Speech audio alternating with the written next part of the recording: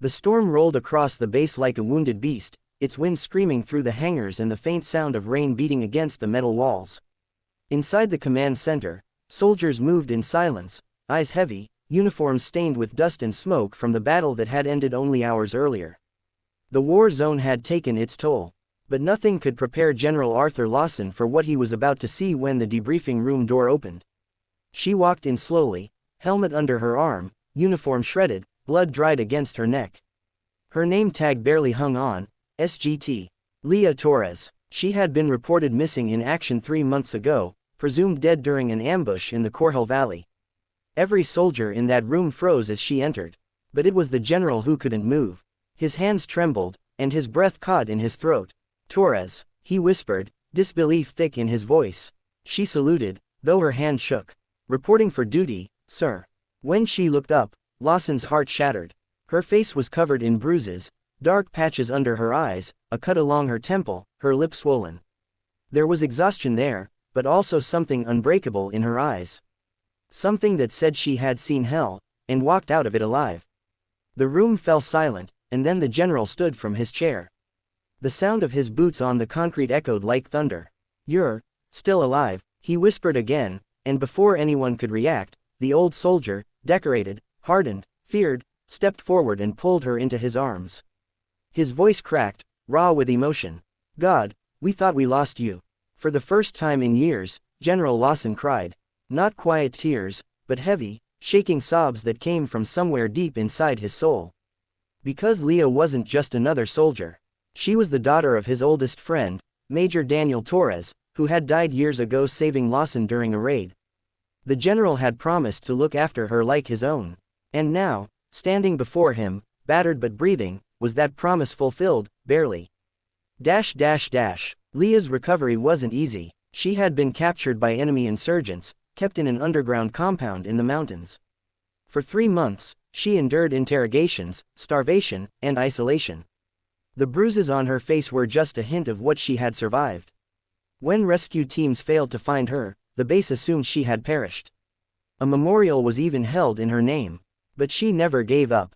She escaped one night during a storm, crawling for miles through mud and gunfire, using every ounce of her training and will to stay alive.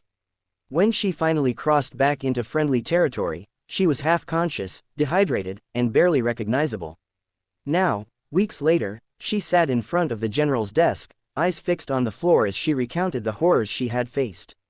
He listened in silence, his jaw clenched, his heart breaking with every word. They tried to make me give up our intel, sir, she said quietly. But I remembered what my father used to say, pain passes.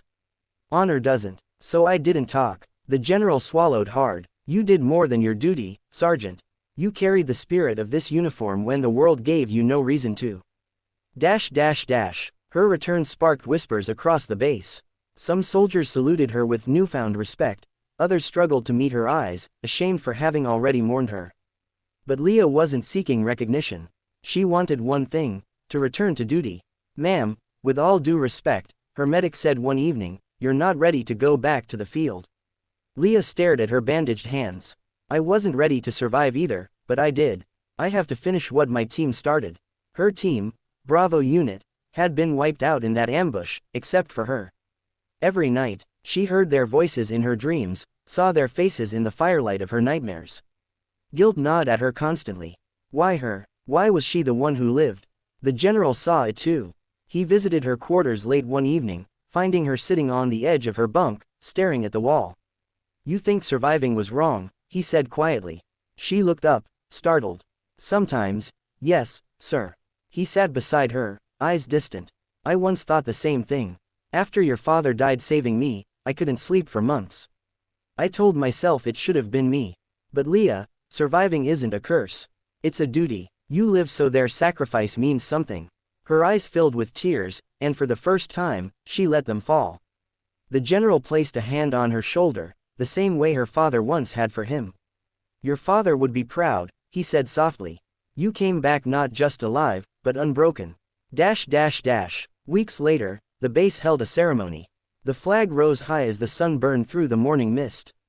Leah stood at attention before her commanding officer, her scars still visible but her eyes fierce. The general pinned a medal to her chest, the Silver Star for valor and survival beyond duty. As the applause erupted, Leah didn't smile. She simply raised her eyes to the sky, whispering, "For you, Dad." The general watched her, his own eyes misting again. He realized that courage wasn't only in the battles fought with weapons, but in the silent wars fought within one's soul. In the months that followed, Leah began training new recruits. Her story spread across the base, becoming legend among soldiers. The one who came back from the dead, they called her. But she always corrected them. "No," she'd say, with a quiet smile. "I didn't come back from the dead. I just remembered why I had to live." One evening, as the sun dipped below the desert horizon, the general watched Leah instruct a group of young soldiers on the training field. He saw her strength, her patience, the fire that never went out. And he knew, this was her father's legacy, burning brighter than ever. When she caught his gaze, she saluted. He returned it, pride swelling in his chest.